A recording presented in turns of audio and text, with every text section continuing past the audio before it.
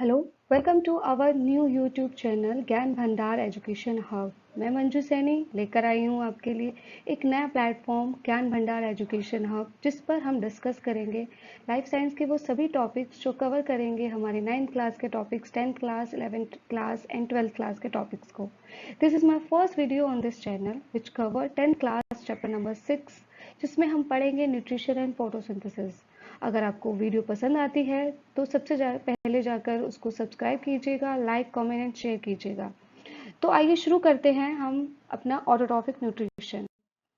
Autotrophic nutrition, now the word is autotrophic nutrition. सबसे पहले हम बताएंगे कि autotrophic nutrition, in autotrophic nutrition what is the autotroph.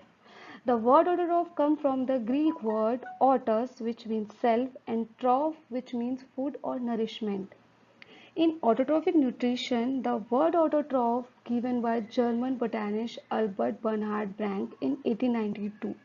कभी कभी ये क्वेश्चन आ जाता है, जो लोग प्रिपरेशन कर रहे हैं अपने एंट्रेंस एग्जाम के लिए, नीट के लिए या भी किसी भी मेडिकल एग्जाम के लिए, उसमें क्वेश्चन आ जाता है कि who invent the word autotroph in which year.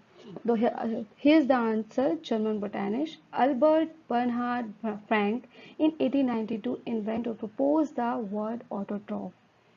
Now we break the word autotrophic nutrition, autotroph and nutrition. What is autotroph and what is nutrition? The autotroph is an organism that can produce its own food using light, water, carbon dioxide and other chemicals. And as we know that nutrition, what is nutrition? We know that we perform many activities, we perform lots of activities, though we require energy, and this energy is nutrition.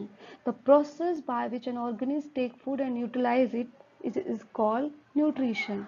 Now we join the word autotroph and nutrition, then it is called a process where an organism prepares its own food from simple inorganic material. What is inorganic material? That is water, mineral salts and carbon dioxide in the presence of sunlight. Because autotroph produce their own food, they are sometimes called producers. क्योंकि autotroph organism क्या होते हैं? Autotroph organism अपना खाना खुद बनाते हैं, तो इनको हम producers भी कहते हैं, जो produce करते हैं खुद से. कुछ ऑटोट्रॉफ्स ऐसे होते हैं, कुछ ऑटोट्रॉफ जो ऐसे होते हैं जो फोटोसिंथेसिस प्रोसेस यूज करते हैं अपना खाना बनाने के लिए. Now what is photosynthesis? As in previous slide I told you, the some autotrophs use photosynthesis to make their own food. Now come to the point, what is photosynthesis? Photosynthesis is a process used by the plant, algae and certain bacteria.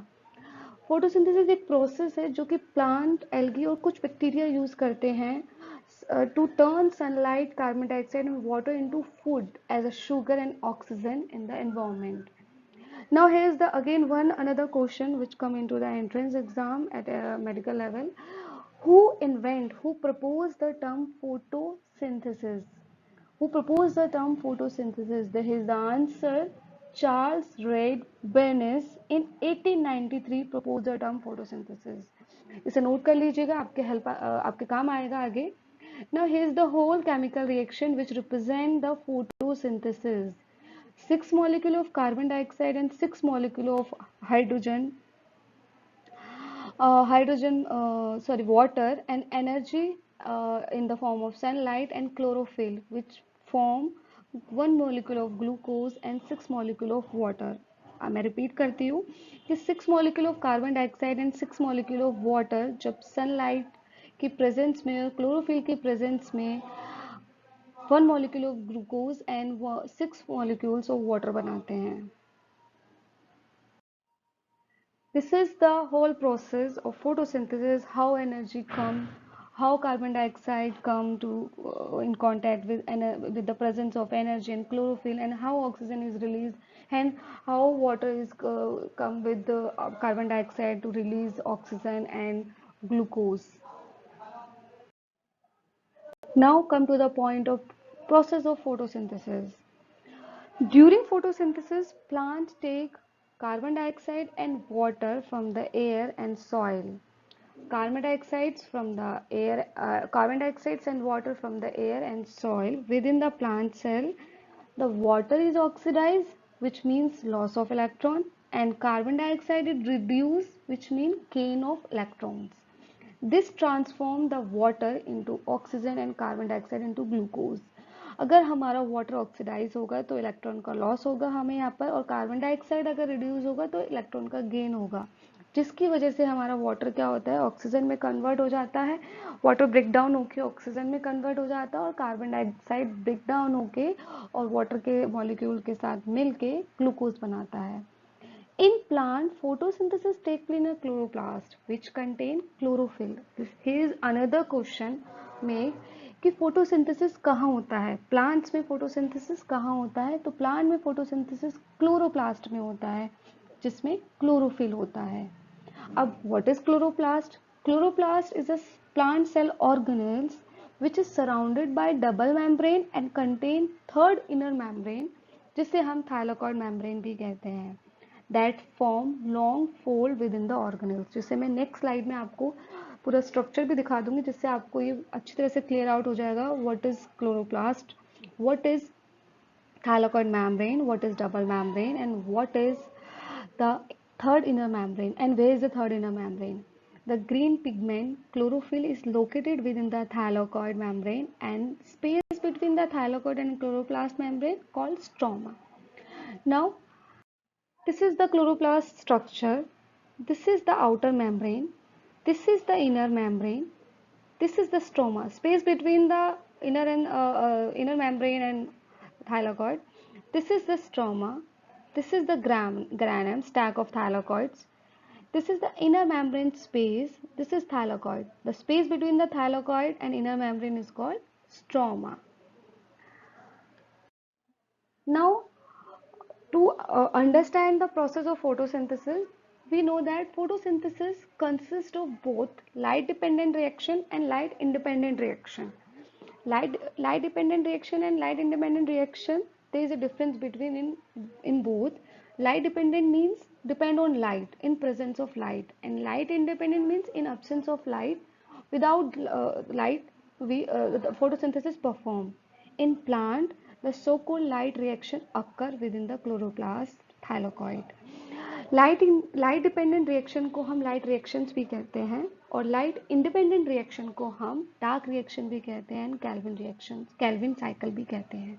अगर आपको चाहिए कि आप dark reaction और light reaction में difference पता करना चाहते हैं, या आपको जानना है कि what is the difference between dark reaction and light reaction, तो मुझे कमेंट सेक्शन में बताइएगा, मैं उसकी एक नई वीडियो बना के प्रिपेयर कर दूंगी. When the light energy reach the pigment molecule, it energize the molecule within, it energize the electron within them. इसमें मैंने बताया है कि किस तरह से लाइट एनर्जी पिगमेंट मॉलिक्यूल्स तक पहुंचती है, किस तरह से इलेक्ट्रॉन एनर्जाइज होते हैं, किस तरह से ट्रांसपोर्ट चेन में जाकर शंटेड होते हैं, किस तरह से इलेक्ट्रॉन ट्रांसपोर्ट चेन स्टार्ट होती है, किस तरह से हमारा एटीपी बनता है, NADPH रिलीज होता है, everything. Now photosynthetic cell contain chlorophyll and other light sensitive pigment. मैंने ये भी बताया है कि किस तरह से लाइट कैप्चर होती है, किसकी हेल्प से लाइट कैप्चर होती है, लाइट कैप्चर होने के बाद कैसे वो एब्जॉर्ब होती है और कैसे वो कन्वर्ट होती है.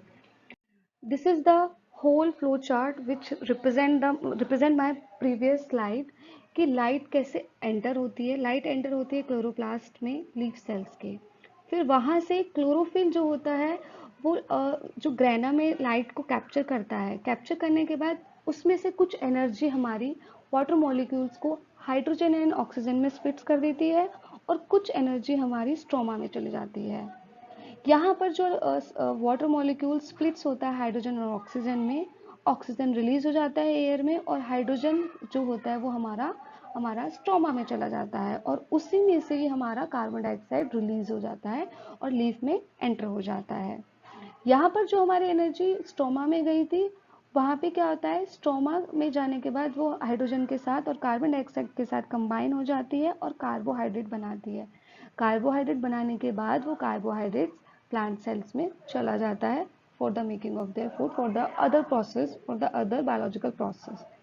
तो इस पूरे फ्लो चार्ट से आपको क्लियर हो गया होगा कि किस तरह से फोटोसिंथेसिस होता है, क्या क्या स्टेप होते हैं, कहाँ पे कैसे लाइट कैप्चर होती है, कहाँ पे स्प्लिट एंड्स होता है वाटर मॉलिक्यूल्स का, और कहाँ पे स्ट्रोमा में किस तरह से लाइट एनर्जी कैरी होती है।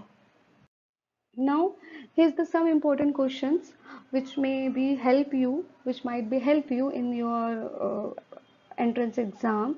Sometimes this type of question come into the entrance exam who are preparing for their medical level exam. You may read, and if you want कि आपको कुछ और क्वेश्चंस चाहिए ऑटो टॉप न्यूट्रिशन पे या photosynthesis पे, मुझे कमेंट सेक्शन में बताइएगा। मैं उसके एक नई वीडियो बना के अपने यूट्यूब चैनल पे डाल दूंगी। लेकिन उसके लिए आपको मेरे यूट्यूब चैनल को सब्सक्राइब करना होगा, लाइक करना होगा, शेयर करना होगा, और कमेंट तो आप करेंगे ही, मुझे बताएंगे कि आपको कैसी वीडियो लगी, अच्छी लगी, और किस तरह से आपको और वीडियोस चाहिए होंगी। Now thank you for watching and keep watching my YouTube channel.